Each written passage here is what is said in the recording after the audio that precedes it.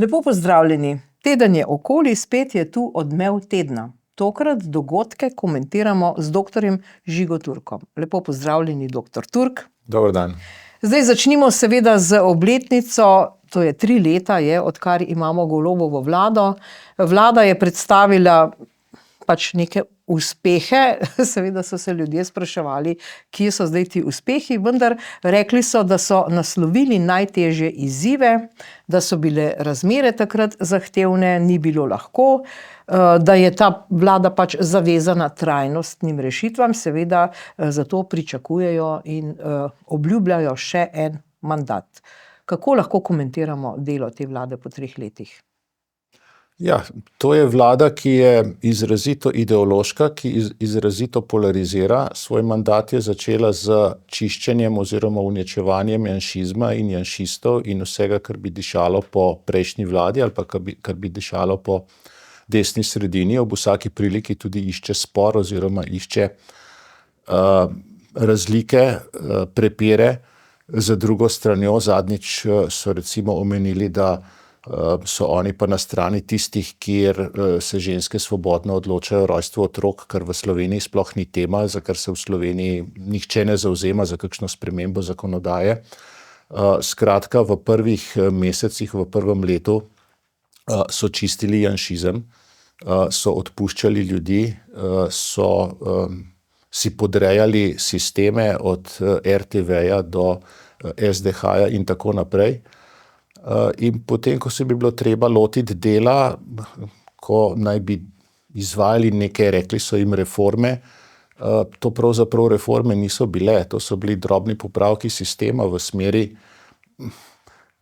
torej v ideološki smeri, v čebinarski smeri, kar gledamo v zdravstvu, brez rešitev za ljudi, brez skrajševanja čakalnih vrst, torej tisto, po čemer bi lahko uspehe merili, tam uspeha ni.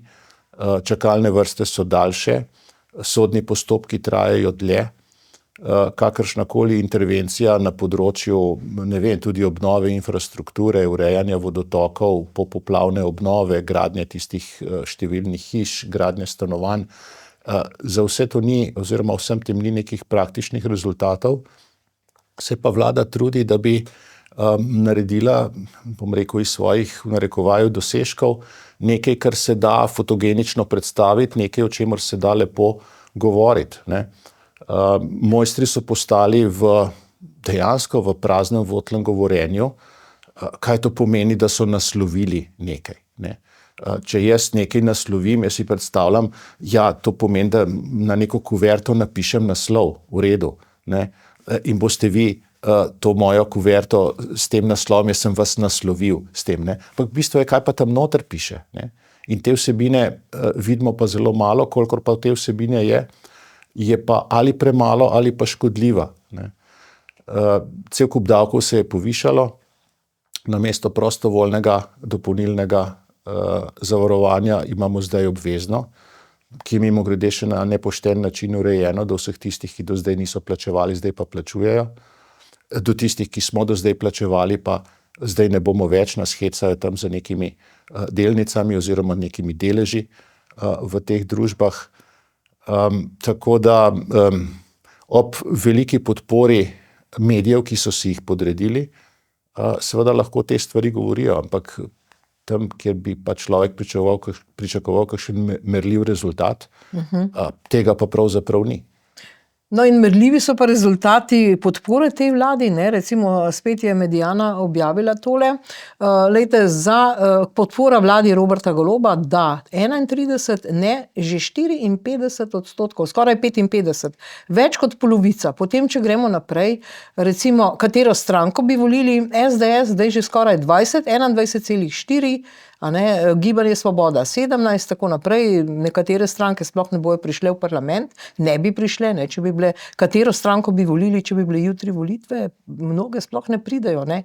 Ostalih je tudi veliko, 8,3, tako da, ali pa politiki, ne, kako jim je če pogledamo, Nataša Pirc Musar še vedno prva, pa Han je dosti visoko, ampak to je isti rezultat. Zrastla Urška Klakočar Zupančič, ne pa Vladimir Prebilič. To je tudi zelo zanimivo, čeprav ga nekako delajo. No in recimo padel imič Marte Kos, podpora, Lotrič navzgor, Logar tudi padel, to je tudi zelo zanimivo. In tamle potem pri vrhu Vrtovec, ki naj bi bil kandidat za novega predsednika Nove Slovenije, mu gre imič navzdol podpora, Predniku tudi, navzgor pa Katičevi in Arčon. No, skratka, zdaj, kako lahko to razlagamo, doktor Türk? Ali bodo te trendi zdržali do volitev, ki bodo prej kot v enem letu?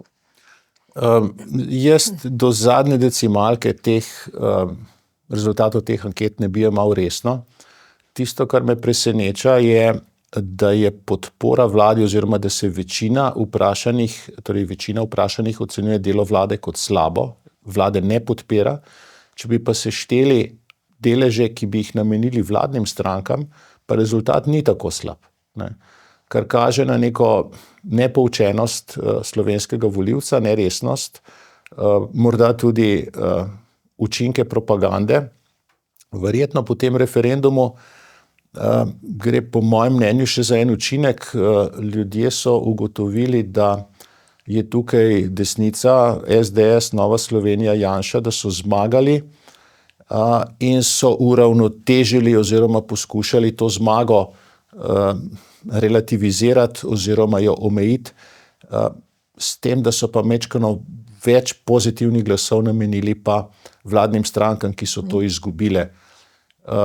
Celotna situacija se mi ne zdi bistveno različna, kot je bila že pri nekaj prejšnjih volitvah, torej SDS na prvem mestu, vendar v celoti gledano, torej recimo levi pol proti desnemu, pa ne obeta oziroma ne kaže nekih premikov proti nekemu uspehu na naslednjih volitvah, tako da jaz bi težko našel v teh podatkih kakšen, rekel, svetorob tega oblaka in kakšen razlog za optimizem, da če bo šlo tako naprej, pa lahko pričakujemo menjavo vlade po naslednjih volitvah oziroma menjavo barve vlade po naslednjih volitvah. Je pa zrasla podpora Janezu Janši, ne? To je bilo na zadnjem slajdu, mogoče ga bomo pogledali, kar je pa tudi zanimivo, zato ker recimo Janša, ne, je vendarle majčkeno zrasel.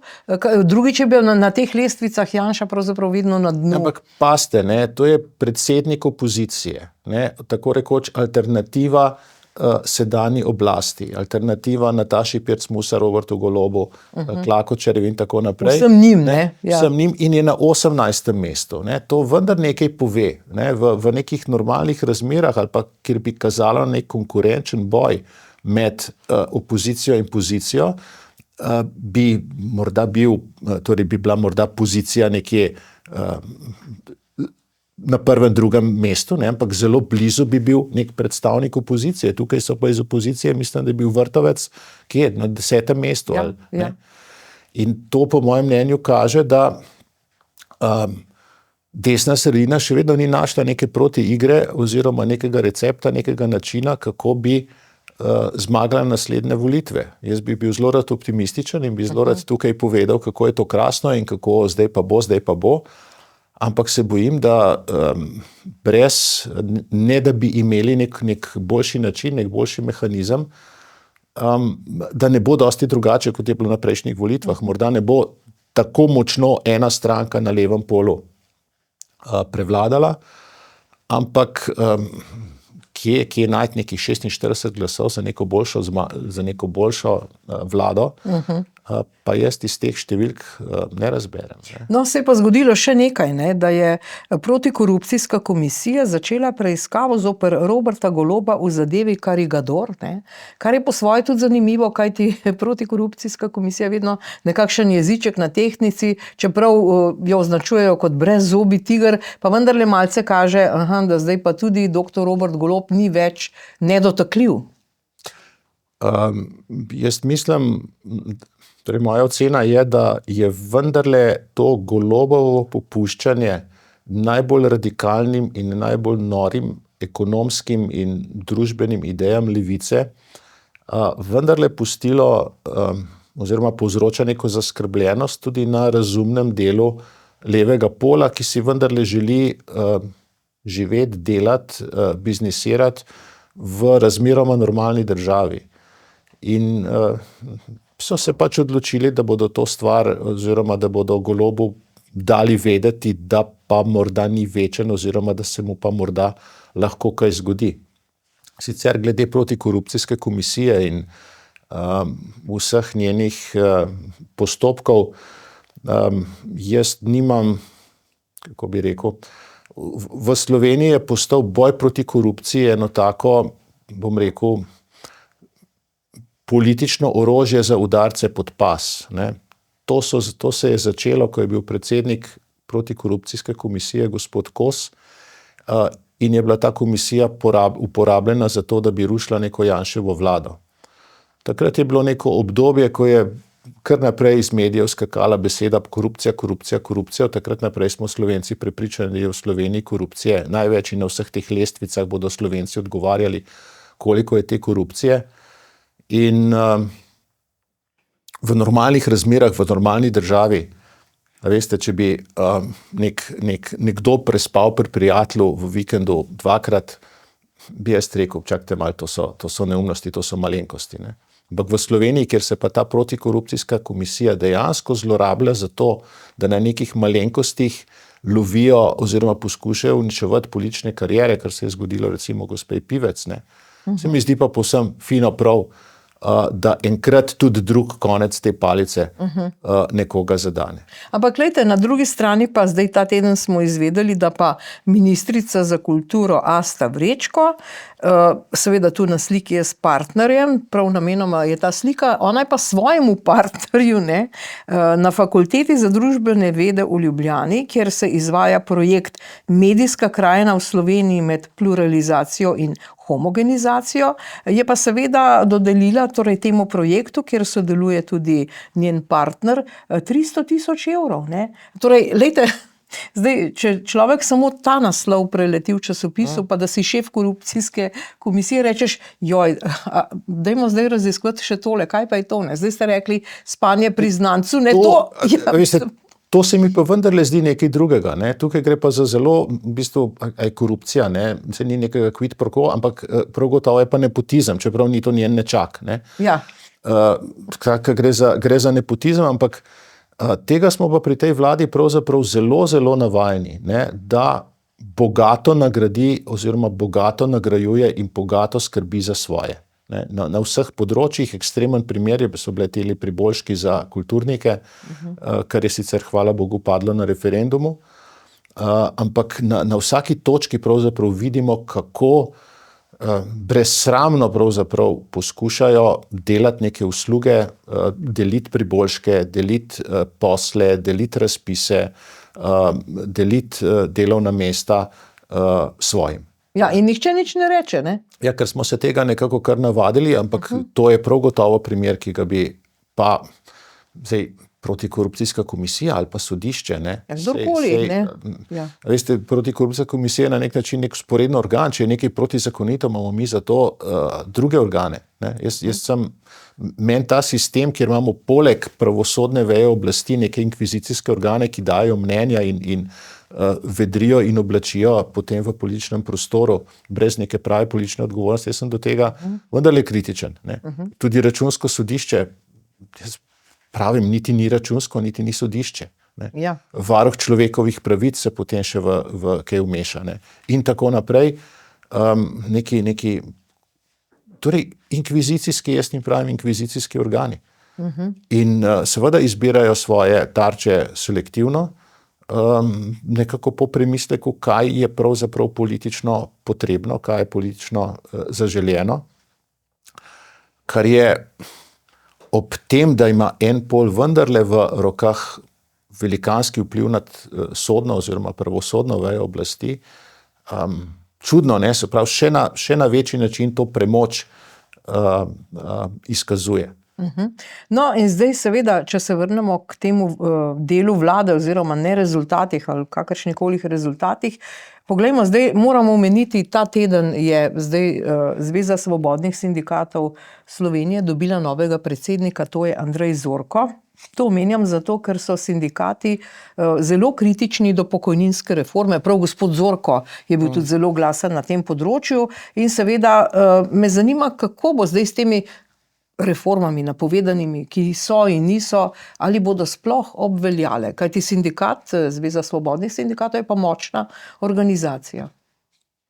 Ja, tukaj se jaz kot oseba, ki nima političnih ambicij in ne išče glasov, kako bi rekel, lenuhov in delomrznežev, moram postaviti na stališče, da pokojninska reforma, ki jo je vlada naredila, ni reforma, ne? Ampak vendarle so to neki drobni koraki v pravo smer, ki poskušajo uskladiti dejstvo, da živimo vedno dlje, da je mladih generacij vedno manj in če želimo financirati pokojninski sistem, se pravi pokojnine za delom tistih, ki so aktivni, je potrebno vzdrževati neko konstantno razmerje med tem, koliko ljudi dela in koliko ljudi je v pokoju. In če živimo vedno dlje, to pomeni, da je ljudi v pokoju vedno več, tistih, ki dela vedno manj. Eden način, da se to financira, je, da tisti, ki delajo, vedno več plačujejo, ampak za pokojnine tistih, ki so zdajle v pokoju, ne za svoje. Drug način je, da vedno dlje oziroma podaljšujemo čas, ko delamo, da se kasneje upokojujemo. In z tega vidika sem pa do vladnega predloga kritičen v povsem napačno smer kot novi predsednik sindikatov. Premalo tega smo naredili. Dlje bi bilo treba delati. Ne? Zdaj bo nekdo rekel, ja, pa so ljudje izgoreni, pa so ljudje utrujeni, pa so ljudje bolni in tako naprej. Če so bolni, je to problem zdravstvenega sistema, ki marsikoga ne postavi na noge tako hitro, kot ga bi lahko, oziroma nastanejo zaradi nezdravljenja, počasnega zdravljenja, čakalnih vrst, neke kronične bolezni oziroma trajne poškodbe. Ampak sicer pa obstajajo dela, ki so tudi lažje, ki so fizično lažje, kjer bi ljudje lahko še naprej bili aktivni, pa niso. Sili jih v pokoj tudi neumna ureditev, da ko izpolniš pogoje za upokojitev, ne smeš biti zraven še zaposlen, torej prejemati in plače in pokojnine, kar bi, pokojnina ti tako pripada, zakaj ne bi zraven še delal, če si nekaj naredil, ti za to pripada tudi plača. Ko gledamo po drugih državah, zdajle se ravno vračam iz Japonske, tam vidiš kup razmeroma oziroma starih ljudi, ki so zaposleni, ki nekaj delajo, ki ne delajo najtežjih stvari, ne? Ampak so pa zaposleni na nekih delovnih mestih, ki so lažji. Ne? Nekdo ne prodaja kart za vlake in za podzemno železnico v cvetu svoje mladosti na tistem stolčku tam za okenčkom, ne? Ampak je tam nek starejši možak, ker večinoma ljudje tako kupujejo na bankomatih, sem pa kdo pride na okence in seveda to lahko naredi. Ne bi pomogla ta ista oseba seveda krampati nekih kanalov tam. Ne? No, ampak vprašanje je... To se mi zdi, da bi morali tudi, bom rekel, opozicijske in desne stranke pošteno povedati, ne, da ne morete sistema, ki je bil narejen v času, ko so ljudje povprečno umirali pri 65 in je bila upokojitev pri 65, ne morete takega sistema ohraniti točno takega, kot je bil, ko ljudje umirajo povprečno stari 80-85 let. Ampak ali bo zdaj sindikat, ki je močen, to je najmočnejši sindikat, lahko preprečil to pokojninsko reformo? Tu je zdaj vprašanje, kako se bodo te politične sile nagnile, kam bo šla tehtnica? Moje izkušnje s to vlado so, da se vedno prikloni ulici, da se vedno prikloni levičarjem, da se vedno prikloni tistemu, ki je najbolj glasen, da jo ne skrbi, kakšne proračunske posledice to ima, bo pač naredila primanjkljaj, ki ga bo reševala neka druga vlada. Na ta način se rešuje zdravstvo, na ta način je bila narejena reforma plač v javnem sektorju, kjer so pravzaprav tudi meni, vsem so nam povišali plače, ne da bi zato nazaj iztržili kakšno večjo produktivnost, večjo mobilnost, nagrajevanje po učinkovitosti, torej razlikovanje med recimo dobrimi pa slabimi delavci in tako naprej. Tako da jaz pričakujem, da bo vlada tukaj spet popustila tako, kot je, No je in navajna. zdi se, da je malce popustila tudi pri tem zakonu o evtanaziji, ki to ni več evtanazija, zdaj se to imenuje in je pomoč pri prostovoljnem končanju življenja. Namreč človek bo samo dobil ta strup, da tako rečem, sam si ga bo pa ubrizgal, ne. Ni to tisto, da bi enostavno zdravniki to počeli. Ampak vendarle, to je en zakon, ki bo tudi pravzaprav lahko nek jeziček na tehtnici v presoji te etičnosti, ko bomo šli prihodnjič na volitve, ker to pa bo očitno veljalo, ne. Z vsemi morebitnimi napakami, ki se že zdaj obetajo in napovedujejo, kakšno težo bo imel ta zakon. Jaz se bojim, da je slovensko volilno telo tako daleč indoktrinirano, pa niti, kako bi rekel, preproščeno skozi šolski sistem, skozi medijski sistem, da bo to imelo nekaj vpliva na nas, ki smo pravzaprav že prepričani oziroma približno vemo, na čem stojimo in kaj je tista skala, iz katere izhajamo. Na večino pa ne. Je pa zadeva v bistvu žalostna, ne. Veste, človeštvo, če pogledate katerokoli civilizacijo, ne, ima vgrajeno v tiste svoje najbolj temeljna pravila, v 10 zapovedi, ne ubivaj, Hipokratova prisega, ne škoduj, ne. In zdaj se mi delamo, da so se ti motili, da je bilo to narobe, da obstajajo pa neki razlogi, zaradi katerih to lahko zmehčamo, ne. Edino, kar mi res vemo, je, da smo potomci tistih, da smo dediči tiste kulture, tiste civilizacije, ki se je tega do zdaj držala. Zdaj se tega ne bomo več držali, dajo nam cel kup nekih racionalnih razlogov, zakaj pa lahko pozabimo na ta pravila. Ampak moj strah je, da vsa ta temeljna vrednostna in etična pravila delujejo ne samo na tisti detajl, ki ga urejajo, ampak na neko splošno klimo. In splošna klima, ki ga tak zakon povzroča, je, da je življenje majčkeno manj vredno, oziroma da je življenje malo manj dragoceno. In to, da je življenje malo manj dragoceno, pomeni, da bo malo manj dragoceno tudi takrat, ko bo treba nekomu pomagati, ko bo bolan, ko bo treba pomagati nekomu, ki je, ne vem, tako ali drugače prizadet, tudi ko se bo treba odločati o rojstvu otrok oziroma o tem, kako se bo ta naš rod nadaljeval. In potem se bomo čudili čez 20, 50, 100 let, kako to, da pravzaprav nas ni več, da izumiramo. To se že danes čudimo. To se že v bistvu danes dogaja, je posledica nekih, bom rekel, dosti mehkejših, drugačnih, manj temeljnih posegov v tisti kulturni DNA, ki našo kulturo opredeljuje. Očitno bo pa samo še hujše, ne.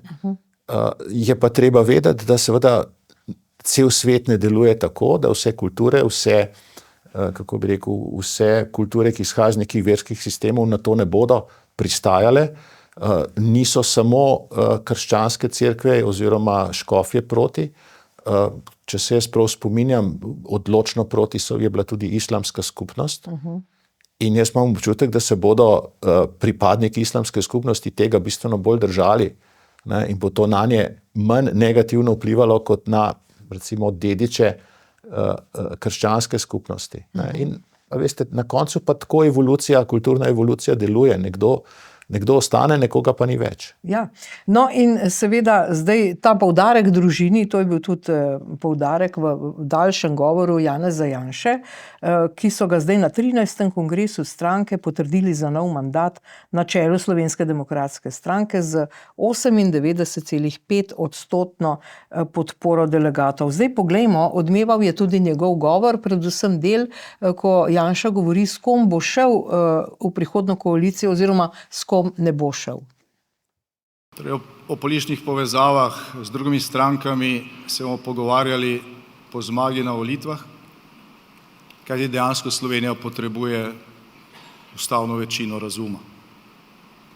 In kot vedno, mi vnaprej nikogar ne izključujemo, postavljamo pa zelo jasno bodočim koalicijskim partnerjem dva temeljna pogoja. Prvi je, dosledno spoštovanje slovenske ustave in drugič spoštovanje zavez iz resolucije Evropskega parlamenta o obsodbi vseh totalitarnih režimov. To sta dva.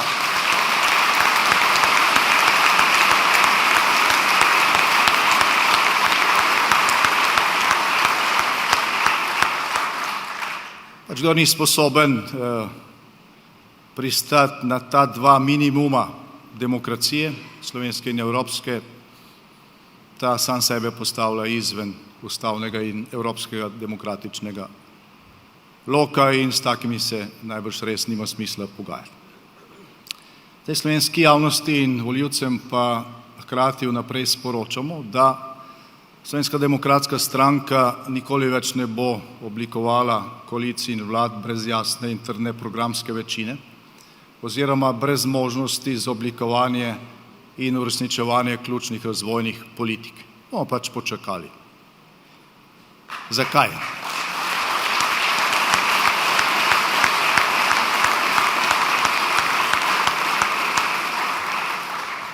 Slovenska demokratska stranka je trdna, močna in trdoživa stranka in Slovenska demokratska stranka je zgrajena za ves čas trajanja slovenske države. Bili smo zraven na začetku in bomo zraven tudi v nadaljevanju. Slovenska država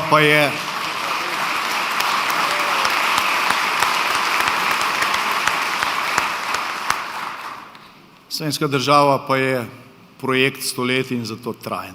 In trajna je tudi Slovenska demokratska stranka. No, torej, seveda, pustili smo to aklamacijo, ki je mogoče drugi mediji niso objavili, vendarle ima Janša močno podporo. Ampak to, da zdaj, kar je napovedal, da ali vse ali nič, ne, se to lahko razume, če bodo imeli to veliko večino zdravega razuma, kot pravi, potem bodo šli v vlado, sicer pa ne. In seveda ta dva pogoja, da obsodba komunizma, ne, in pa ustavno delovanje, kako lahko to razumemo oziroma kakšen bo zdaj izid teh pogojev?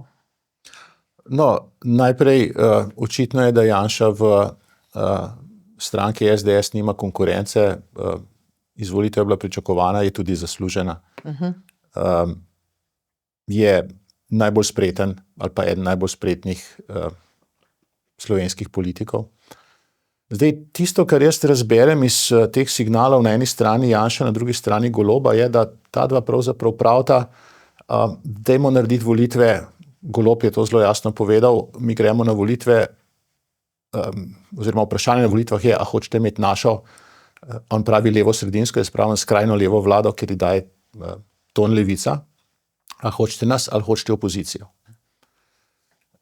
In ko Janša pravi, ne, mi gremo na volitve sami, gremo na volitve brez koalicije, pove pravzaprav nekaj podobnega. Ne. Izbira je ali mi ali druga stran. Ne. In dejansko je ena možnost v okvir razumeti taktično peljati naslednje volitve kot izbiro med levico, ne, skrajno levico, ki se bo imenovala leva sredina, in med opozicijo. In na nek način ne bi bilo tako slabo stehtati, ali je Slovenija zato, da ima še naprej socializem, oziroma da se vrača v socializem, da se vrača v neuvrščenost, da se vrača v Jugoslavijo, da se vrača v Veliko Srbijo in tako naprej. Ne? Ali pa gre za samostojno, evropsko, demokratično državo tržnega gospodarstva in tako naprej. In mogoče bi bil čas po 35 ali koliko letih, da se to spet enkrat stehne in da se mi ugotovimo, kam pravzaprav hočemo, tudi da bo konc vseh teh potovanj, obnavljanja neuvrščenih in tako naprej. Ne? Druga možnost, ki se pa pojavlja, oziroma ne, zdaj, kakšen bi bil izid tega, ne? Se jaz bojim, da preveč ljudi ne mara Janše in preveč ljudi, kako bi rekel, bi rado nek kompromis vsega skupaj videlo. Skratka, volitve kot tekma med enim in drugim polom, se bojim, da nam ne koristijo. Ne? Ampak hkrati pa in to, kar je Janša povedal, mi gremo sami, ne? In to, kar je Golob povedal, mi gremo skupaj, torej ta Ferajn, ki zdajle vodi to neuspešno vlado, pa odpira prostor za neko sredino. Ne? Skratka, za neke stranke, ki bi rekli, čakajte, mi pa zavračamo to, da je Slovenija spopad med SDS-om na eni strani in tole levo koalicijo na drugi strani. Mi se želimo postaviti pa neko kompromis, neko sredino. Tukaj bi jaz videl stranke, kot so Nova Slovenija, Logar, Lotrič, pravzaprav, če bi bil Prebilič, kako bi rekel, dec, ne? In če bi se res hotel pozicionirati kot sredinska stranka, potem bi recimo skupaj z Logarjem nekaj naredila, ne, in rekli, mi smo pa sredina, mi pa zavračamo tole na enem in na drugem polu. In ta sredina bi lahko rekla, lejte, če bomo šli mi s komarkoli v vlado, bomo mi imeli mandatarja. Ali bomo šli z levo, ali bomo šli z desno. Ne. Ta pot je, bom rekel, je nova, je drugačna, bi pa to bipolarnost razbila in bi verjetno prinesla vendarle v Sloveniji nek nov veter, ker mi si dejansko še 4 leta čebinarske vlade ne moremo privoščiti. Mi si ne moremo privoščiti vlade, ki agendo diktirajo Levica, Čebine, Jenull, Ulica, Nika Kovač in tako naprej, ker bodo vsi ušli. Gospodarstveniki, pametni mladi ljudje, upokojenci bodo začeli iskati kakšne države, kjer zdravstvo kolikor toliko funkcionira. No in seveda, to se mi zdi, da je zdaj ne več veliko časa, ampak to bi morala, bom rekel, ta slovenska politična javnost premisliti. In jaz to Janševo najavo, da gredo oni na volitve sami, brez koalicije, pravzaprav razumem kot odpiranje, omogočanje tega prostora. On nikogar ne sili, da se spakirajo z njim skupaj proti temu. Ne? Ampak da se vendarle na sredini oblikuje nekaj, kar to bipolarnost, za katero pa mislim, da si jo Slovenci pravzaprav ne želijo, ne? Kar bi to bipolarnost omejilo na neke pole na robovih, ne? Na sredini bi pa nastalo nekaj, kar bi peljalo Slovenijo naprej. No, vprašanje je tudi, ali si Slovenci lahko privoščimo in država Slovenija seveda obnašanje, kot smo mu priča. Zdaj bomo pogledali strani teh funkcionarjev. Ne? Zdaj pogledali bomo izjavo predsednice Državnega zbora, pa predsednice Republike Slovenije v smislu obnašanja na največjih teh inštitucijah ali v slovenskem parlamentu, ki je koncu najvišja državna ustanova v tem smislu, in pa Evropskem parlamentu. Poglejmo zdaj najprej Urško Klakočar Zupančič. Dobro, zdaj pa zaključujem splošno razpravo in sem kot predsednica Državnega zbora sedaj dolžna opozoriti na nekatere stvari, čisto pravne, ne glede na to, ali pač zaupate mojemu pravnemu znanju ali ne. Bom citirala še enkrat 25. člen Zakona o referendumu in ljudski iniciativi, ki pravi: 1 leto po razglasitvi odločitve na referendumu Državni zbor ne sme sprejeti zakona, ki bi bil vsebinsko v nasprotju z odločitvijo. Ne razburjajte se, kolega Černač, ne razburjajte se, boste dobili tudi svoje proceduralno. Prosim, če vam kaj ni všeč, lahko greste ven. Torej, podi ven. Ne? Zdaj pa poglejmo Natašo Pirc Musar z istim načinom obnašanja.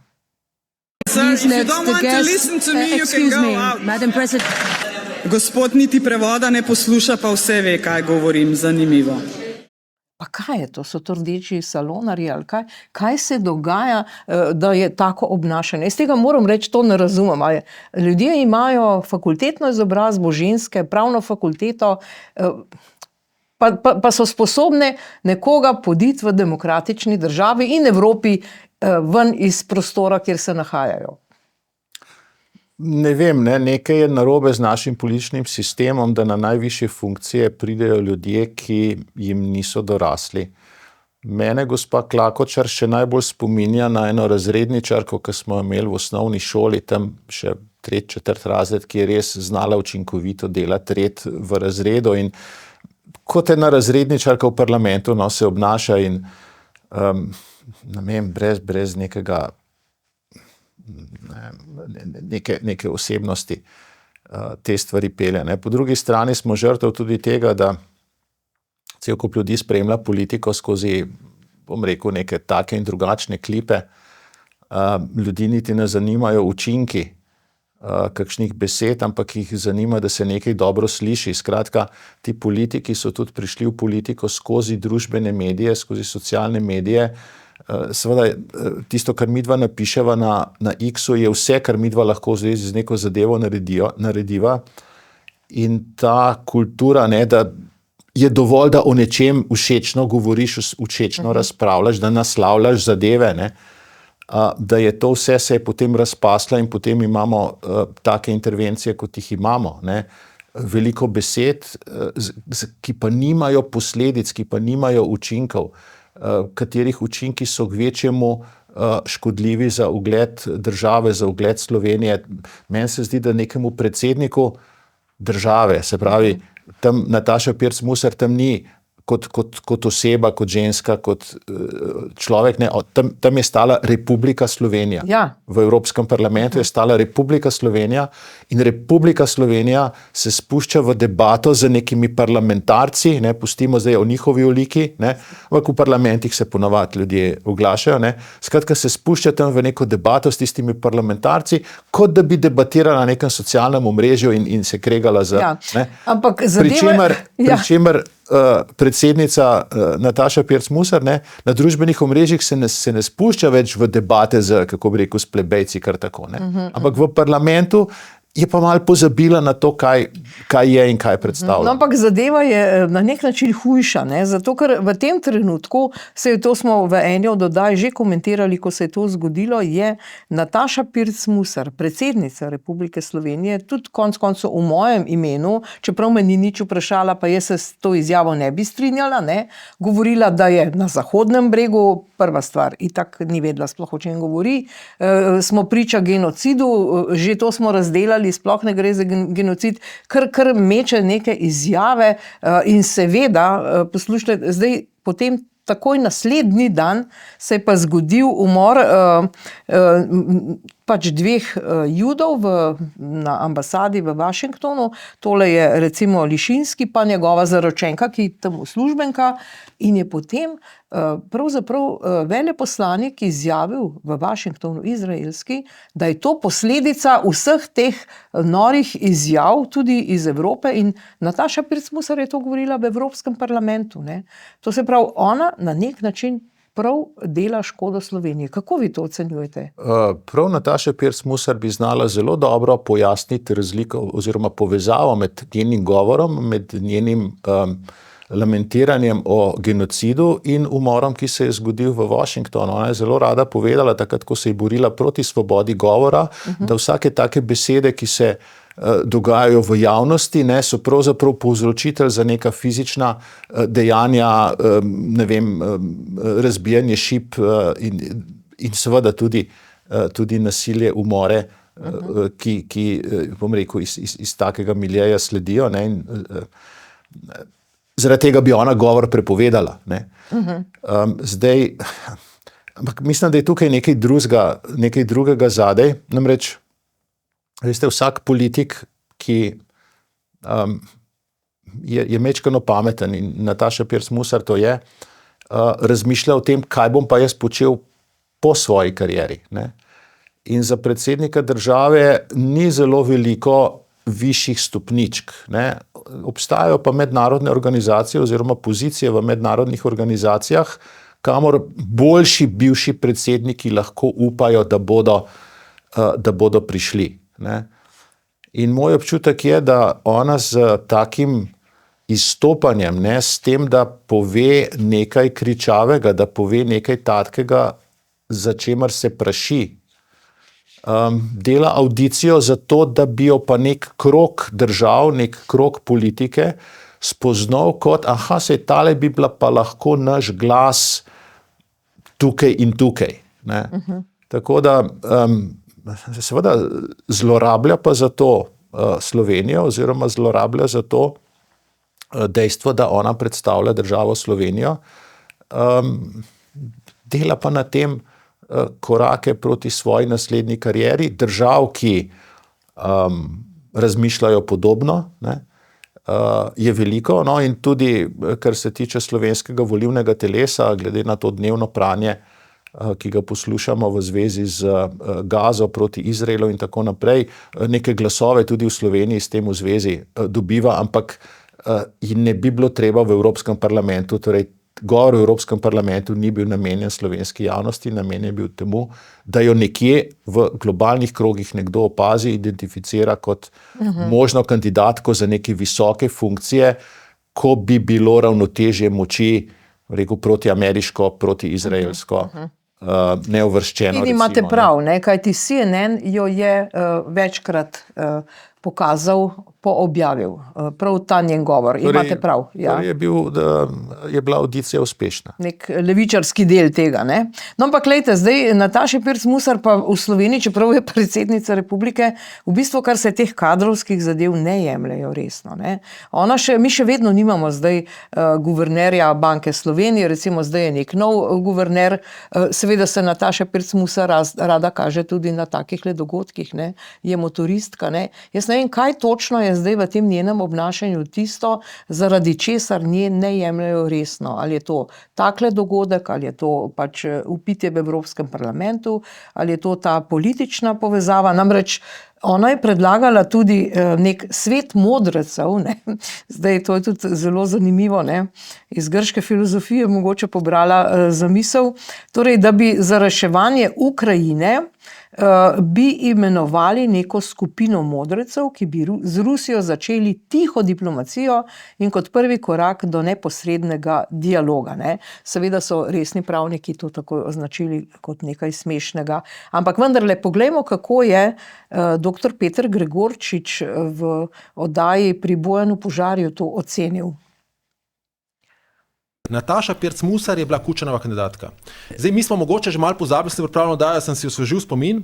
Dajmo se spomniti februar 2013, se pravi 2 leti nazaj, je prvo podpisani... 23, hvala lepa. Ja. 23. Je Kučan pozval k miru v Ukrajini in prvi podpisan je bil Kučan, javno pismo, potem je bil pa Danilo Türk. In to pismo je bilo tako problematično, da se je zgodilo nekaj, kar se zelo redko zgodi. 2 tedna kasneje so se oglasili veleposlaniki v Sloveniji, tuji veleposlaniki, kjer so rekli, podpiramo Ukrajino.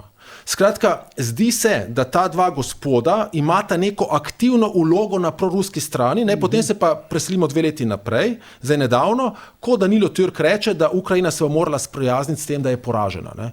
Zdaj, ne vem, zakaj gre, ampak na prvo žogo, ko jaz tu gledam, se rečem, wow, a so ti ljudje slučajno na financah ruskih? Ne? Ker to je moje vprašanje. Ne? In zdaj, če je Milan Kučan, ti ljudje misliš Kučana in Türka in predsednico. Zdaj pa, če je Milan Kučan postavil Natašo Pirc Musar, on ima, jaz mislim, da brez Milana Kučana. Nataša Pirc Musar sa svojo tajkunsko zgodovino nikdar ne bi bila izvoljena za predsednico, se pravi, mu dolguje vse, ne? In kar kaže, in tega se bojim, ne? Da je predsednico, ne, za svoje siceršnje interese, bodi si ideološke, bodi si tudi celo bizniserske, ne, tako razmišljam kot komentator, kar opazujem, ne, jo je instrumentaliziral. Ne. Ampak s tem, če je instrumentaliziral, pazi, za svoje namene, ne, je s tem instrumentaliziral državo, ker po ustavi je predsednica tista, ki predstavlja državo. In to je tisto, ker lahko govorimo o neki ugrabljeni državi. In zdaj, kar je Edvard rekel, zdaj stlele prihajamo, ne, mi smo do zdaj vedno govorili, ugrabili so nam državo, kar je zelo populistično, zdaj pa prihajamo do imenov in priimkov in do mehanizmov. Ne. Se pravi, zdaj pogledamo, mi samo track record pogledamo, ne, se pravi, Milan Kučan, Danilo Türk, ne, zelo proruska retorika proti Ukrajini, ne, Ukrajina, dajmo biti iskreni, bije bitko za Evropo, ne, oni tam bijejo bitko, zato da nam ni treba, ne. Ona zelo proruska retorika in zdaj naredi isto Nataša Pirc Musar, ki je Kučanova kandidatka. To meni diši po instrumentalizaciji Republike Slovenije za neke zasebne ideološke bizniserske interese, ne? Se pravi za pomoč pri delitvi nekih vplivnih interesnih con, ker prihajamo iz sveta, ki je bil se pravi iz dogovornega sveta v multipolaren svet. Torej, ali gre dejansko za to, da sta Kučan in Türk instrumentalizirala Natašo Pirc Musar, da na nek način vodi njuno politiko, ker to je res, kar je rekel dr. Gregorčič. In zdaj, če potegnemo tudi to usporednico s hamasovskim tem angažmajem, ne, kdo je zdaj, kaj se dogaja zdaj v Gazi, konec koncev ne na Zahodnem bregu, ampak tam je še majčkeno se slabo naučila besedilo. Ne. Torej, ali se strinjate s to oceno? Ne vem, jaz nikoli ne grem v te, bom rekel, zarotarijanske teorije, kako, kdo, koga, kdo je s kom povezan in kdo je orodje koga. Ko sem jaz to izjavo predsednice slišal, se mi je takoj zdelo, tole je pravzaprav Danilo Türk tukaj zadaj, on sebe vidi kot enega tacga modreca, ne? Ampak pomembnejše je nekaj drugega, ne? Pomembnejša je pragmatika te izjave, ne? Kaj je smisel, kaj je namen teh modrecev, ne? Namen teh modrecev ni, oziroma ti modreci ne bi imeli nobenega učinka na Putina, ne? Nič takega mu ne bi mogli povedati, ker bi on rekel, joj, sej, vi ste pa tako modri, vi imate pa zdaj prav, zdaj bom pa jaz se umaknil iz Ukrajine in iz Krima in od vse povsod, bomo pa naprej prijatelji in tako naprej, ne.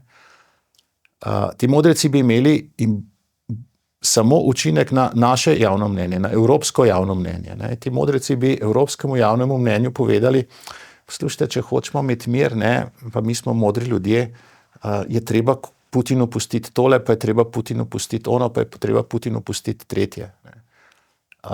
To je smisel tega in z tega vidika me je to presenetilo, ker vsaj glede Ukrajine je Nataša Pirc Musar do zdaj bila na nekih, kako bi rekel, na nekih proukrajinskih stališčih, ne. Taka skupina modrecev, kot rečeno, bi pomagala Putinu, da bi torej zamrznil situacijo oziroma bi mu pomagala k določenim pridobitvam. Jaz se bojim, da je to lahko znak tudi tega, da se Zahod zdajle sprašuje, na kakšen način pravzaprav svojo javnost prepričati, da bo Putinu treba popustiti, ne?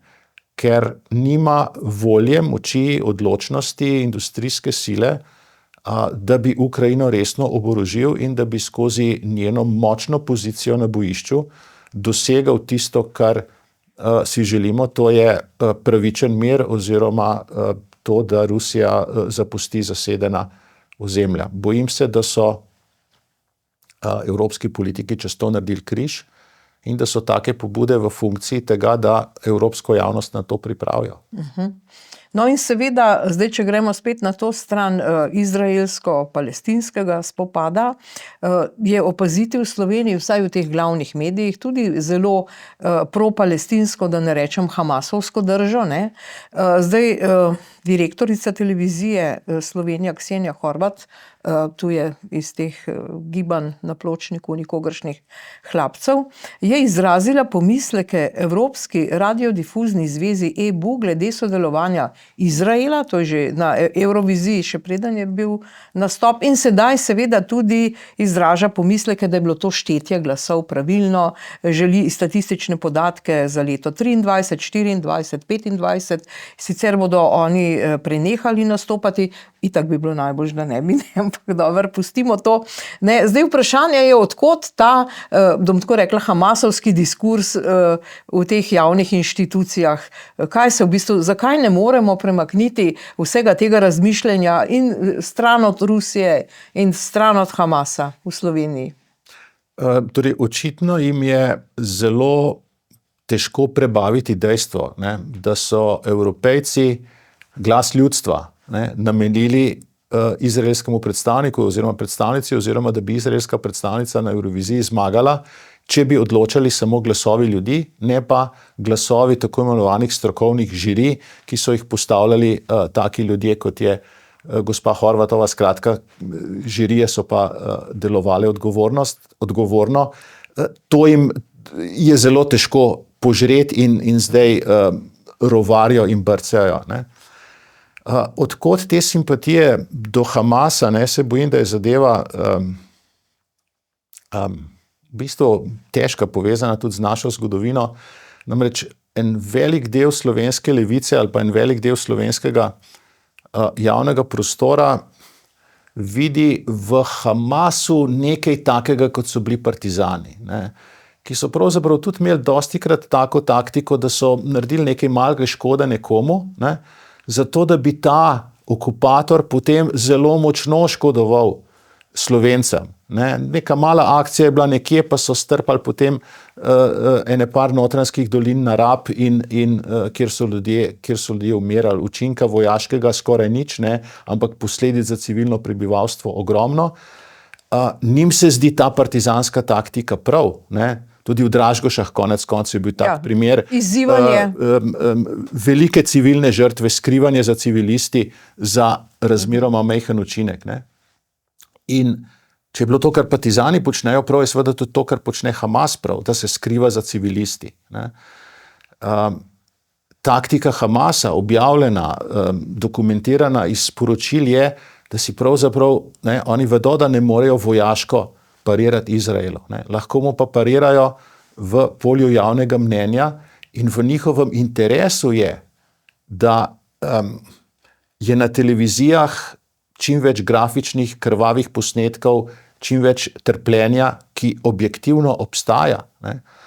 Ampak to, da Zahod kaže tako občutljivo za to trpljenje, ne, ima prav nasproten učinek, ne, ker bolj kot se zaradi trpljenja Palestincev javno mnenje na Zahodu obrača proti Izraelu, bolj je Hamas za to trpljenje zainteresiran in ga poskuša še več izzvati, tako da se postavlja v bolnice, tako da postavlja svoje lanserje raket pod šole in tako naprej. Skratka, obraten učinek ima vse to, ne, zato ker se Hamasu žrtve splačajo. Ne.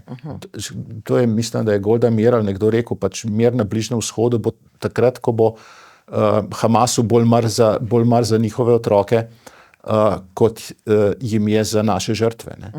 No, ampak seveda je simptomatično, prav recimo za RTV Slovenija, da je pač se ta kadrovski nabor tega informativnega programa je tak, da praktično sploh ne pride do drugih mnenj. Ne? No, veste, to je pač rezultat, kako se temu reče, dejanševizacije, ne, oziroma očiščenja janšistov. RTV je trdnjava levičarskih kadrov, je pravzaprav zadnje pribežališče tudi levičarskih novinarjev, levi mediji propadajo, tisti, ki so na trgu, so v velikih težavah, časopisi, tudi televizijske postaje, torej je potrebe potem vedno manj. In izhodna strategija za vse te novinarje je, ne, ali politika, ampak kjer jih pa ne more prav veliko Fajonovih, Jovevih in podobnih delati karijere, tudi Nataša Pirc-Musar je bila novinarka, ne. Pa RTV je ena taka, kako bi rekel, zadnji rešilni čoln, ne. In seveda kariero na RTV-ju pa se bojim, da lahko delajo samo tako, da se priklanjajo tej večinski ideologiji oziroma da se dnevno dokazujejo, kako so na pravi strani. In zato nimamo več novinarjev, ampak imamo samo še aktiviste. In škoda je, da jih moramo plačevati, ker bi lahko imeli neko spodobno javno televizijo, ki bi bila pluralno ekipirana. No, ampak seveda problemov na RTV-ju je veliko, ne. Zdaj, ta teden je zaokrožil posnetek, kako so kar med delovnim časom izvedli koncert na strehi radia in so se ga seveda vodstvo in zaposleni tudi udeležili tega koncerta, ne, bili so vabljeni. Mislim, to je tudi izzvalo kar nekaj. Pravzaprav je to neko izzivanje. Ne? Na nek način imajo težave, imajo skoraj 10 milijonov minusa. Svet RTV je pred tem, da prosi vlado zdaj ponovno, da da denar. Ne? Sicer bo treba mogoče koga odpustiti. In seveda minus je, vlada je obljubila, ni obljubila, novi zakon, medijski zakon zdaj predvideva višanje te naročnine oziroma tega prispevka z inflacijo. Inflacija je pa 2-odstotna, kar spet ne bo dovolj. Skratka, težav je veliko, ampak vse se pa je začelo z Ustavnim sodiščem. To je pa spet Gregorčič Peter opozoril v tej oddaji na Info 360. Poglejte, recimo v Sloveniji po mojem ena redkih držav, ne, ali pa če ne edina, ne, kjer ima tako imenovana civilna družba, leva civilna družba, vse vzvode moči. Ne. Imate ustavno sodnico. Oblasti, je tako, oblasti. Ne. Imate ustavno sodnico, ki je del te civilne družbe, ne, in ta civilna družba spiše zakon o Radioteleviziji Slovenije, ki ga presoja njihova ustavna sodnica. Ne. In potem, da so to resnično dosegli, se pa, tako kot Edvard rekel, kaže prav na zakonu o Radioteleviziji Slovenija, ker je šlo za politično kadrovsko čistko, ki je v evropskem pravnem redu že bila sankcionirana, ne? Se pravi, na Madžarskem, Poljskem so se zgodile identične stvari, ne? In ta sestava ustavnega sodišča, ker ni uspela iti proti pravu, se je sesula sama vase, zadevo postavila v predal in potem prejšnji predsednik tega ustavnega sodišča, ne, Matej Accetto, ki je po mojem mnenju en od glavnih krivcev za degradacijo te inštitucije, in to je slabo, to pomeni mi iz demokracije tonemo v totalitarizem, ne, je imel na odprti sceni komentiral zadevo, v kateri je sodnik poročevalec, ne, in rekel, da ta zadeva pol leta še ni stara in tudi med dvemi letimi čez 2 leti ne bo še med najstarejšimi. Danes je minilo več kot 2 leti, oziroma mislim, da zdaj minuje 2 leti od te tiskovne konference in ta zadeva je še vedno v predalu, ne, ker pač Matej Accetto, ne, on se pobruha na pravo. Njega pravo ne zanima. Ne? On, kot je takrat si ti pisal, se je potegoval za vrhunsko službo sodnika na Evropskem sodišču, se pravi sodišče Evropske unije. Ne? Hvala Bogu mu to ni uspelo. Ne? Ker sem jaz in del tiste civilne družbe aktivne rekel takrat, smo se zabičali, ne moramo nič doseči glede prava morda v Sloveniji, bomo pa usmerili vse svoje sile, ne, da tisti ljudje, ki kršijo pravo, ki kršijo demokracijo, kot sta Matej Accetto in takrat se je izkazal za en od takih tudi Rajko Knez, ne bodo dobili vrhunskih pravnih služb v Evropski uniji in bomo dali vse od sebe, da se to nikdar ne bo zgodilo, ker ti ljudje lahko gredo samo v tisto anale temnih kotičkov zgodovine, ne more biti pa nagrajeni s takimi vrhunskimi službami. Accetto je v tisti skupini teh sodnikov, pa ene sodnice, oziroma treh sodnikov, ki jim prihodnje leto poteče mandat, ne, oziroma Accetto in Rajko Knez, kot si omenil, no. Ampak je pa zanimivo, ne, ni šel skozi, ne. Ne, hvala Bogu, torej neke pravice na tem svetu še vedno je in očitno so tudi drugi videli, kako je Matej Accetto osebno degradiral inštitucijo ustavnega sodišča. Pazite, da sodnik na odprti sceni komentira te zadevo, v kateri sodi. To je nezaslišano. No? In da celo pove, da bo pospravil aktivno v predal, ker kot sodnik poročevalec to lahko naredi. Ne? Sodnik poročevalec je tisti, ki diktira smer in tempo. Se pravi, ustavno sodišče o zadevi odloča takrat, ko pride sodnik poročevalec z poročilom na sejo. Ne? In Matej Accetto se odloča, da bo to zadevo blokiral. Ne? Verjetno takrat v zameno za službo, ampak pozabil pa to, ne, da pri Robertu Golobu se še nikomur ni dobro išlo. Ni se šlo Tomažu Veselu in ni se šlo zdaj tudi Mateju Accettu, čeprav je bil pripravljen za to službo poteptati pravo. Ne? No, skratka, Matej Accetto in pa Vera Jourova, ki je potem 10 dni potem, ko je Matej Accetto se odločil, da pač o tem zakonu o RTV Slovenija ustavno sodišče ne bo odločalo, ali je ustaven ali ne, kar je pripeljalo do vseh teh dogodkov, če malce pojasnimo. In zdaj, ne, to je pa zanimivo, je evropski poslanec Milan Zver maja lani pri Splošnem sodišču EU vložil tožbo proti Evropski komisiji, zato ker ta ni želela razkriti internih dokumentov o misiji podpredsednice Evropske komisije Vere Jourove. Ona je prišla v Slovenijo 10 dni po tej odločitvi in poročilo je bilo praktično vse prečrtano, vse je bilo črno. Skratka, zdaj pa bo prišla ta odločitev 18. junija, bo zdaj Vera Jourova izvedela, kaj se bo z njo zgodilo, praktično nič, ker zdaj že itak ni več funkcionarka. Ampak glejte, res en tak detajl in ena taka oseba, kot je bil na tej funkciji takrat, ta ustavni sodnik je pravzaprav lahko zasukala Slovenijo popolnoma v levo in še več kot to, ne, zdaj se obetajo novi ustavni sodniki, za katere pravijo, da bodo tudi, ta izraz uporablja politika, zabetonirali ustavno sodišče v levo. Najprej, kar se tiče tistega koncerta na strehi RTV-ja, ne? Ja. Dajva s svetle strani to pogledati. Mislim, da se ni nikjer na programu poznalo, da so zaposleni na RTV-ju bili nekaj časa tam gor na strehi, kar pomeni, da tudi če bi bili v pisarnah, ta čas ne bi zelo veliko naredili. No? Rezerv skratka v sistemu, tam se mi zdi, da je veliko. Kar se tiče ustavnega sodišča, se mi zdi, da je tukaj treba dati priznanje Milanu Zveru. On pravzaprav zdaj že dolgo časa kot en buldog, kot en tist pes, ki ugrizne in ne spusti, pravzaprav na pravno-formalnih podrobnostih sitnari komisiji in vlaga, rekel, pravne akte tam, kjer je treba in dela težave in bo počasi pregrizel do konca.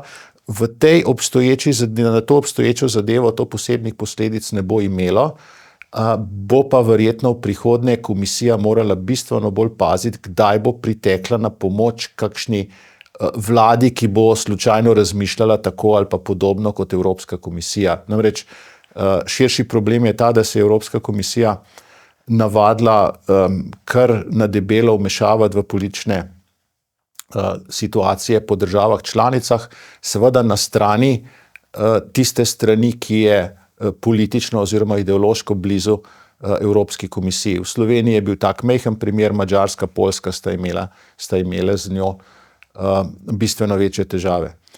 Kar se Ustavnega sodišča tiče, Ustavno sodišče je najvišji organ oziroma tista najvišja točka, vrh slovenskega pravosodja in vse tisto, kar je v slovenskem pravosodju slabo in narobe in ostanek nekih prejšnjih časov se skoncentrira tudi tukaj na tem vrhu. Ustavno sodišče se po tistih letih, ko so bile tam osebnosti, ko so bile tam persone, ko so bili tam ljudje s hrbtenico, kot ne vem, dr. Petrič ali pa dr. Šturm in podobni, Ustavno sodišče zdaj le postaja en tak tretji dom parlamenta, če bi temu tako rekel, ampak najvišji, politično je sestavljeno, zdaj le je tam situacija 7-2, po tehle imenovanjih bo verjetno 8-1 ali pa 9-0, in tako Ustavno sodišče predstavlja tudi eno velikansko oviro za to, da če bi se slučajno zgodilo, da bi prišla kakšna boljša vlada, kakšna desnosredinska vlada, ki bi poskušala to državo spraviti na neko trajektorijo hitrejšega, učinkovitejšega razvoja, kjer bi se ta država začela zgledovati po tistih okoljih in tistih državah, kjer stvari funkcionirajo, vse to nam lahko zabremza Ustavno sodišče in jaz bom rekel, če sem že pesimističen, kaj se bo zgodilo na volitvah, si težko, sem še bolj pesimističen, kaj se bo dalo izvesti, zaradi tega, ker dejansko do takega betoniranja prihaja, saj so bili tudi politiki iz vrst Svobode.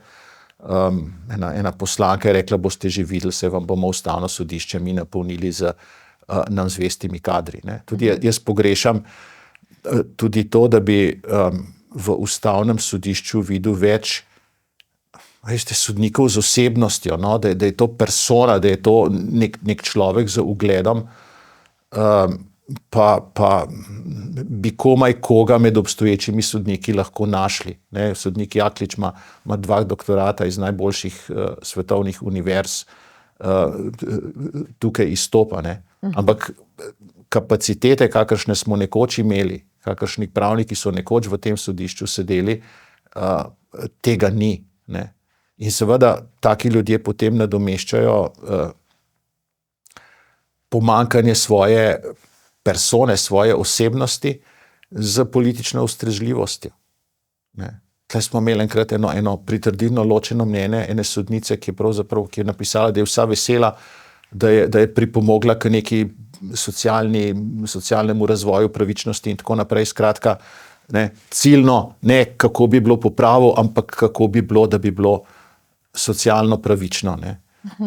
In če daste pred besedo pravično, pridevnik, to ni več tista pravičnost, o kateri mi dva razmišljava. Slepa pravica, zavezanimi očmi.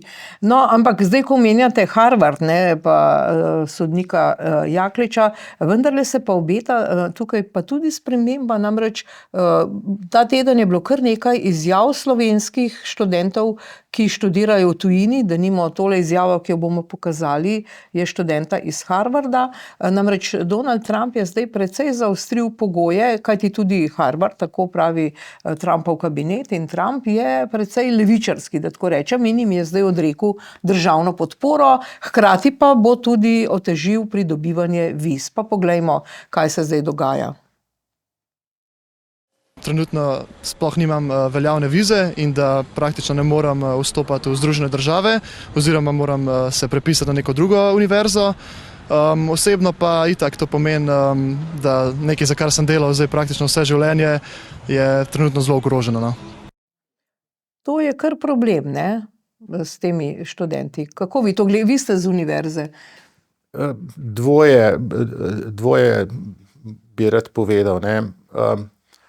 Eno je, da so ameriške univerze res postale eno leglo, prej so bile vokizma, zdaj progresivizma, podpore Palestini, Palestincem, tudi ogromno arabskega denarja se steka v te univerze. Te univerze so bile znane po tem, da so kršile svobodo govora, prepovedovale nekim konzervativnim intelektualcem, da bi tam predavali, ovirana so bila ta predavanja. Skratka, veliko masla imajo te univerze na glavi.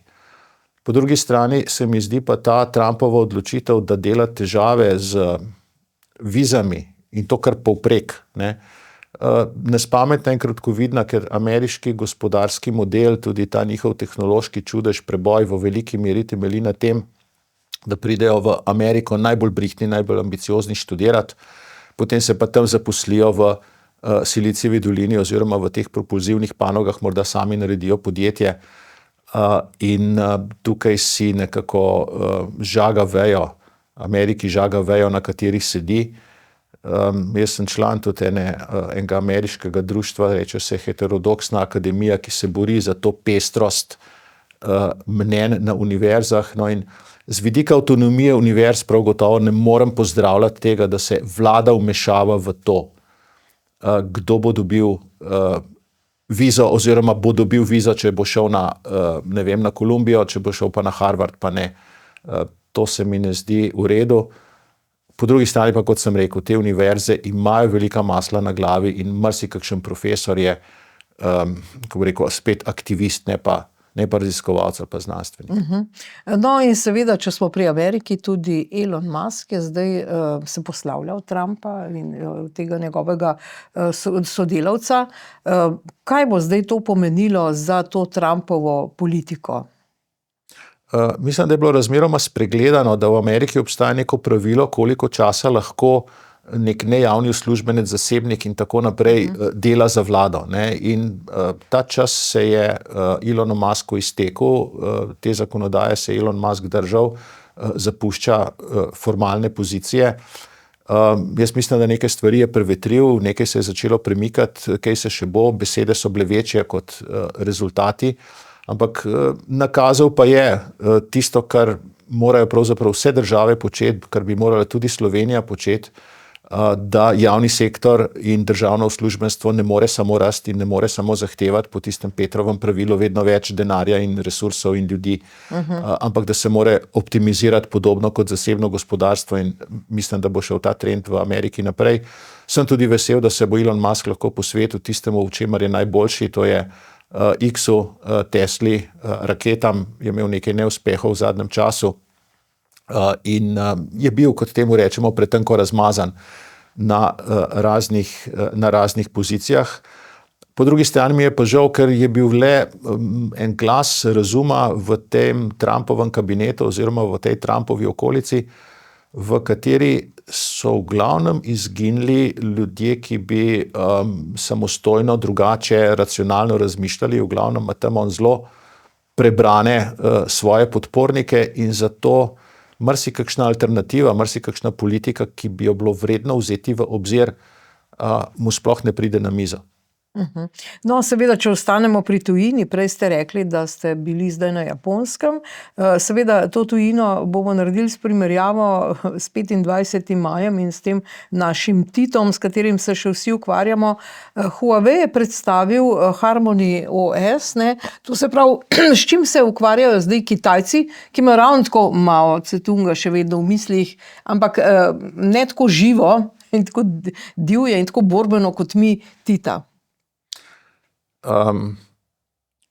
Vsake toliko časa pride iz Kitajske en tak manjši šok, ki ga potem pozabimo, ne, in si domišljamo še naprej, da je svet tak, kot je bil leta, ne vem, 1945 pa leta 90, skratka svet, kjer Zahod tako rekoč dominira povsod v vseh mednarodnih inštitucijah, kjer ima Zahod vse patente, kjer ima vse Nobelove nagrade, kjer ima vso tehnologijo, kjer ima vso industrijsko moč. Ta svet se je v zadnjih 20 letih temeljito spremenil. Eden od teh takih drobnih dogodkov, ki šokirajo, ne, je bil, ko so Kitajci predstavili DeepSeek, se pravi nek model umetne inteligence, ki je bil toliko dober ali pa boljši, kot so bili zahodni, predvsem cenejši, energetsko učinkovitejši. Ne. Jaz vem iz svojih stikov z profesorji na Kitajskem, da je tam že dolgo časa politika, ne, oziroma strategija, da se morajo tehnološko osamosvojiti, da ne morejo biti več odvisni od uvoza nekaterih tehnologij, predvsem iz Amerike, in postavljajo stvari, torej od proizvodnje čipov do programske opreme, do storitev na internetu, do storitev za plačila na svoj način, in to, da imajo zdaj operacijski sistem za osebne računalnike, ki je, rekel, povsem neodvisen od zahodne tehnologije, pomeni, da oni brez nas zdržijo. Ne. Koliko pa mi brez njih zdržimo, ne, je pa drugo vprašanje, tudi strateško, vojaško. Američani zdaj ugotavljajo, da celega kupa stvari, tudi vojaških, brez uvoza iz Kitajske niso sposobni narediti, da dolgo časa traja. Če pogledamo vojaške sisteme, ki temeljijo na dronih, tudi na majhnih dronih, ne. Tukaj je podjetje kitajsko DJI, ne, ki dela te drone za amaterje, ne. Ampak delajo seveda tudi drone za vojsko, torej je Kitajska tukaj bistveno naprednejša. Skratka, ne moremo si več domišljati, predstavljati, da lahko Zahod svet, rekel, ureja po svoje, po svojih pravilih, ne da bi upošteval, kaj pravzaprav misli in kaj želi Kitajska. Tudi pot do miru v Ukrajini, o katerem sva prej govorila, se mi zdi, da vodi preko Kitajske, oziroma ko se bo Kitajska odločila, da zdaj je pa dovolj, bodo znali zelo hitro Putinu povedati, ne, da to ni to. Ne. No in mi na drugi strani, ne, to moramo vedeti, da tukaj ne stoji cel svet proti Rusiji ali pa cel svet proti Rusiji in Kitajski. Ne. Tukaj smo Zahod razmeroma osamljen v podpori Ukrajine, vsi ostali so pa nekako nevtralni, ne. Vsaj nevtralni, trgujejo z Rusijo brez problema, brez težav. Mnoge države. Ne. Ja. No in mi na drugi strani pa še vedno ujetniki tega nesrečnega Tita, ne, in se borimo za ta napis na Sabotinu, neprestano je to leglo spora, in nenazadnje v Velenju organizator vseevropskega zborovanja za odstranitev spomenikov zločincev prav v Velenju ni dobil dovoljenja. Seveda so rekli, da je takrat bilo nekaj drugega, ampak dobro bi pa prestavili na drug čas ali drug prostor. Torej, zakaj smo mi taki ujetniki tega Tita in te preteklosti? Ampak ravno v Sloveniji, od cele Jugoslavije, jaz pravzaprav ne vem, da bi še kje toliko častili Tita. Ja, zadeva ne bi bila tako kritična, če bi mi imeli nekako Tita. Ne, se Kitajci, tudi Mao Tse-tunga imajo še vedno na bankovcih pa polno kipov in raznih kapelic postavljenih po kitajskih podjetjih v zvezi s tem, ne. Ampak hkrati počnejo stvari, hkrati vodijo državo, hkrati urejajo gospodarstvo na način, ki je povsem skregan s tem, kar bi Mao Tse-tung si želel. Oni so prevzeli tisto Deng Xiaopingovo idejo, ni važno, kakšne barve je mačka, važno, da lovi miši, ne. In v slovenskih razmerah ni važno, je zdravstvo zasebno ali državno, važno, da zdravi ljudi, ne. Naša težava, jaz bi v redu, imejte tega Tita, ne, postavite si ga doma na vrt, kakor si ga Jelinčič postavil, ne. Če bi se mi vsebinsko odpovedali temu, ne. Ampak mi imamo to sinergijo med tem simbolnim, ne. Mi še vedno pravimo, revolucija je bila v redu. To, kar je Tito delal, je bilo prav, je bilo fajn. To, 25. maj še vedno praznik v glavah nekaterih. Tega se ne znebimo. Ne. Skratka, če bi mi ločili, v redu, imejte lepe spomine na Tita, ampak drugače smo pa mi normalna zahodna država, kapitalistična, s tržnim gospodarstvom, za svobodno pobudo podjetniško, za svobodo govora, bi človek to prenesel. Ne. Ampak to je v funkciji pravzaprav ohranjanja te dediščine socializma. Ne. Gospodarske, miselne, filozofske, ideološke, kadrovske konec koncev. Ne. Zakaj ravno v Sloveniji? Morda zato, ker je bila Slovenija najbolj očiščena, kako bi rekel, ideoloških nasprotnikov. Iz Slovenije je bila praktično cela predvojna elita, tisti ljudje, ki so oblikovali javno mnenje, ki so oblikovali intelektualni prostor, ki so obvladovali gospodarstvo. Vsi ti ljudje so bili ali pobiti ali pa so pobegnili. Kar je ostalo, ima pač karierno priložnost v tem, da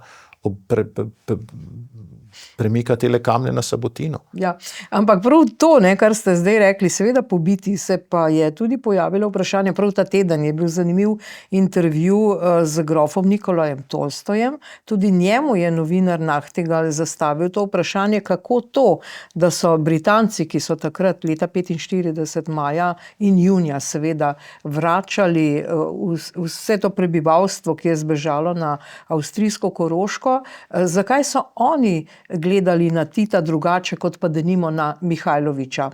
Poglejmo, kako je odgovoril Tolstoj. Do you think that we are still underestimating the importance of political sort of beliefs of certain individuals, in a sense that there were, like you mentioned, a lot of left-wing politicians. A part of the military staff was also left-wing. We know about people coming on spy missions in Yugoslavia that were sort of more communist-leaning and so on. Do you think that we're still underestimating the importance of sort of moments in history when a certain person comes to do a thing and their beliefs sort of skew the way that he or she reports everything? Yes, there were, and especially with regard to Tito, where there was mixed feelings because of his supposed great support during the war. But I mean, there was point out that when the Germans issued wanted notices for Tito and for Mihajlović, they gave, I think it was 30,000 kroner or something like that. There was the same for each, whereas in propaganda in the war, we were always told it's Tito who's doing all the fighting, and Mihajlović didn't do anything. Well, of course, he did much more. Anyway, Tito wasn't interested really in opposing Hitler. During the time of the Nazi-Soviet pact, Tito was working for the Comintern in Moscow, and he was supporting the Nazi alliance. So he was completely cynical. And communism for him was just, as it was, I think, for most people, just a road to unlimited power. Torej, tudi Britanci so bili očitno levičarji v tej vojski, v tem enem tednu, ko so vračali vse te ljudi, tudi še danes ni čisto razjasneno, zakaj, menda, da se v Jalti to niso dogovorili, vendarle je imel Tito očitno nek drug imidž ali pa pristop do tega komunizma je bil in je še vedno drugačen, nenazadnje ga tudi vse države niso obsodile kot zločinski sistem. Zakaj se to dogaja? Znane so zgodbe, poročila, kako je bila britanska obveščevalna služba prestreljena za Stalinovimi agenti. In kako so nekatere krte odkrili pravzaprav šele v, 70-ih, 80-ih letih, ko so že pobegnili v Moskvo, in tudi eden ali dva od teh, ki sta bila v Tičovem štabu, sta bila Stalinova agenta v resnici, oziroma sta delala za sovjetsko obveščevalno službo, hkrati poročala v London, in London je dobival seveda prirejena poročila o stanju v Jugoslaviji od teh svojih ljudi. In seveda takrat je bil Tito seveda pajdaš oziroma podrejeni velikemu vodji Stalinu. Zakaj je do te tragične vrnitve prišlo? Po mojem sta tukaj dva razloga. Eden je, da so Angleži pač pragmatični oziroma se precej požvižgajo na druge narode in so se pač želeli znebiti cele množice enega vojaštva oziroma nekih civilistov tam v svoji zasedbeni coni. Po drugi strani si pa verjetno tudi niso mogli misliti, kako bodo ti ljudje končali, si niso mogli misliti, da bi lahko nekdo, neka država, nek sistem, kako bi rekel, serijsko pobijal 10.000 oziroma 100.000 ljudi. In seveda to ostaja, to obremenjuje slovensko javno mnenje. V teh dneh obeležujemo 80. obletnico teh dogodkov. Nataša Pirc Musar je šla v Kočevski Rog na svojo proslavo. Zanjo so jo priredili. Zanjo so jo naredili, ne, mislim, da v naslednjo nedeljo Bo pa državna. Bo pa proslava od Nove slovenske zaveze. Kakor se mi zdi, da je predsednica želela s prisotnostjo tam dati neko pozornost temu oziroma narediti korak proti neki spravi pomiritvi, proti temu, da se te žrtve pokoplje, je pa učinek vsega skupaj po moje popolnoma napačen. Ne, namreč, če naj bi bila ta njena poteza, da se je šla žrtvam pokloniti, namenjena spravi, ne, potem vse podre dejstvo, da ni zmogla biti na tistem dogodku, ki ga organizira veteranska organizacija te strani, ki je bila pobita. Kjer pa bi verjetno kdo povedal tudi kaj, kar sedanjemu sistemu oziroma sedanji vrhuški ne bi bilo všeč. In to je ne samo, da je narobe, da je zločin, kako so ti nesrečniki končali, da so bili pobiti, ne, ampak da je izvirni greh vsega tega, da se je med vojno oziroma da je bila vojna izkoriščena za revolucijo in da so bile to žrtve revolucije in da je revolucija nekaj napačnega, slabega, zavržnega, še posebej slabega, zavržnega, če se dogaja v zavetju okupacije. Ne. In dokler to v Sloveniji ne bo razčiščeno, dokler državni vrh ne bo sposoben reči, glejte, sej eno B v redu, ampak revolucija tega se pa ne bi smelo iti. Ne. To je treba priznati. Ne. Pokop žrtev, sprava in druge stvari bodo potem same od sebe padle na pravo mesto. No in seveda še ena ljubljanska zimzelena tema proti koncu oddaje, vedno pogledamo malce, kako je pa v prestolnici. Namreč Aleš Primc, spet smo imeli protest proti temu kanalu C0, opozoril je in se spraševal, kaj pomeni propad podjetja Hidroinženiring, ki je za ljubljansko občino izvajalo dela na trasi kanala C0. In potem je nek drug udeleženec, Uroš Jernejc, izrazil bojazen, da podjetje Hidroinženiring zaradi napačno zasnovanega projekta, napačno uporabljenih materialov, ki niso testirani za potrebe kanalizacije, ki niso prestali niti stresnega testa za potrese, nikoli ne bo odgovarjalo, čeprav je zdaj ta material vgrajen. Zdaj upamo lahko, da ta kanal ne bo povezan, nekaj metrov še manjka, ampak tu se zdaj ustavlja. Torej, kaj se zdaj dogaja s tem kanalom C0 in dejansko neko gradbeno podjetje, katerokoli gre v stečaj in nič, ne zgodi se nič, voda je lahko zastrupljena, nihče ne bo kriv. Predvsem in najprej čestitke Alešu Primcu, da je z svojimi akcijami tako v javnosti oziroma tako na ulicah in trgih kot pred sodišči uspel ustaviti gradnjo in jaz sem precej prepričan, da bo ta kanal tudi ostal nerealiziran, da ne bo prišel v funkcijo. Ali je ta stečaj kakorkoli povezan s tem kanalom oziroma z temi teorijami, ki ste jih našteli, se pa jaz ne upam špekulirati. No. Ampak tako splošno gledano, neko podjetje gre v stečaj in to je to. Že, ampak če so odgovorni inženirji delali neke napake, ki bi povzročale splošno nevarnost, ki bi vplivali na zdravje ljudi in tako naprej, ti inženirji konkretno so še vedno lahko odgovorni za slabe napačne projekte ali za slabo oziroma pomanjkljivo izvedbo. Ni mogoče podjetja v stečaju, je mogoče v stečajno maso prijaviti kakšne odškodnine, ki bi lahko iz tega izhajale.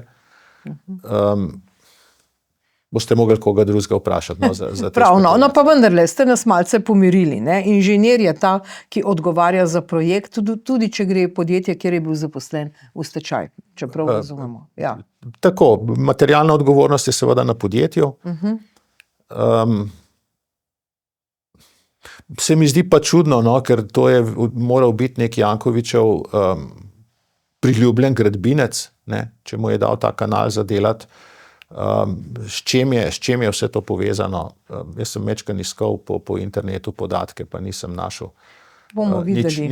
nič zanesljivega. No, seveda za konec pa, da rečemo na zdravje, ne, piknikom in vsemu, seveda ne povem, da alkohol škoduje zdravju, ampak vendarle ne. Zdaj, samo za pivo, ne za vino in drug alkohol, s 1. junijem, to se pravi zdaj te dni, ne, se napoveduje 7% zvišanje trošarine za pivo. Kaj naj si zdaj mislimo? Bomo pili na pikniku vodo ali kako? Ne, jaz mislim, da na pitje piva teh 7% ne bo skoraj nič vplivalo. Bo pa priteklo nekaj denarja v proračun, slovenski proračun ima težave, vlada zapravlja, vlada deli denar svojim, kako bi rekel, svojim podpornikom, si kupuje svoje podpornike, kupuje glasove večine z tem, da jemlje manjšini. Zgovarjali so se, da to delajo zaradi zdravja, ne? Ja. Da to delajo zato, da bi ljudje manj pili. V isti šapi je minister Boštjančič rekel, ja, ampak pločevinka se bo zato podražila 2 ali 3 cente, skratka, tega, ne vem, če bo kdo nehal piti pivo zaradi 2 ali 3 centov.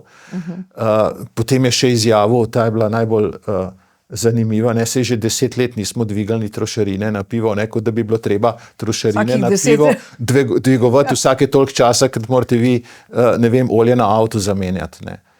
Ja. Torej, nekako gre vse skupaj to v ta kontekst, da vlada laže, se spreneveda in dviguje davke. Ampak jaz sem pa videla tudi nekaj proti podjetnikom, ne. Recimo Slovenija ima veliko kraft pivovarn, teh majhnih pivovarn in to so neki startupi, neka zagonska podjetja, povečujejo turizem v krajih in ajde, dajmo zdaj spet usekati po zagonskih podjetjih. Ja, so kolateralna škoda, se mislim, niso za kraft pivovarje celo nekaj manj znižali, nekaj manj zvišali trošarino kot za te velike. Ne? Ampak vseeno. Ampak to je, a veste, to je spet primer enega tacga, bom rekel, političnih kravjih kupčij. Ne? Zdaj, če se mi odločimo, alkohol je škodljiv. Ne? V redu, potem dajmo obdavčati v viskiju 40% alkohola, na unih 40% bomo dali trošarino. V vinu, ne vem, 12% alkohola bomo dali trošarino na tistih 12%. V pivu 5% bomo dali trošarino na tistih 5%. Skratka, če je alkohol škodljiv povsod, bi mogli na vse dati. Ne? Ampak vino je pa izuzeto recimo iz tega. Ne? Zakaj je vino izuzeto in zakaj ti vino ne more ravno tako škodovati kot pivo? Ne vem, kje so to brali. Ne? Ja, ne vem, Golob je iz vinorodnih krajev. Na koncu pridemo do tega, ne, da je v politiki zelo malo pravičnosti, ne, ampak kot je nekdo rekel, ne, davke pobiraš tako, kot skubiš gos. Ne. Poskušaš, da fršči čim manj perja. Skratka, dviguješ davke tam, kjer ljudje to nekako prenesejo in ocenili so, da če bodo na pivu dvignili, bo kravala razmeroma malo, če bi pa vino dvignili, bi bilo pa kravala več. No, o tem kravalu pa v naslednjih oddajah. Dr. Žiga Turk, toliko za tokrat. Najlepša hvala za vaše komentarje in vsem, ki nas spremljate, hvala za pozornost. Nasvidenje.